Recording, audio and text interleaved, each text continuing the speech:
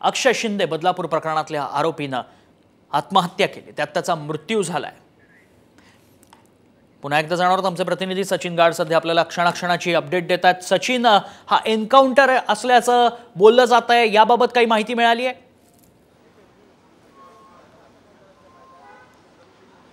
नक्कीच अशी देखील आता सूत्रांची माहिती आहे की हा एन्काउंटर देखील असू शकतो। सुरुवातीला अक्षय शिंदेने स्वतःवरती गोळ्या झाडून घेतल्या होत्या अशी माहिती येत होती, मात्र आता अशी माहिती येते की अक्षय शिंदेला जेव्हा ट्रान्झिट रिमांड करता तळोजा कारागृहातून बाहेर काढलं होतं तेव्हा त्याने पोलीस निरीक्षकाची बंदूक हिसकावली आणि त्यानंतर स्वसंरक्षणासाठी पोलिसांनी रिटॅलिएट फायर केलं आणि त्यात अक्षय शिंदे हा जखमी झाला, अत्यवस्थ होता आणि आता त्याचा मृत्यू झालेला आहे। या संपूर्ण प्रकरणात एक पोलीस कर्मचारी देखील जखमी झालेला आहे, त्याला देखील गोळी लागलेली आहे।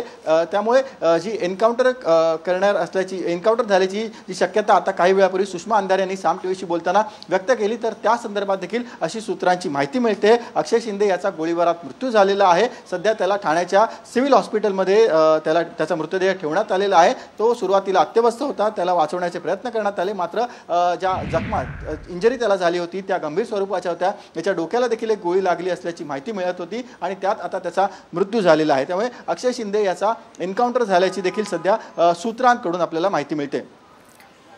सूरज मुसरकर देखील आपल्या संपर्कात आहेत। सूरज, ठाण्यात ठेवण्यात आलेला आहे, त्यानंतर पुढची प्रक्रिया काय असणार आहे? कुठे नेण्यात येणार आहे आरोपीला?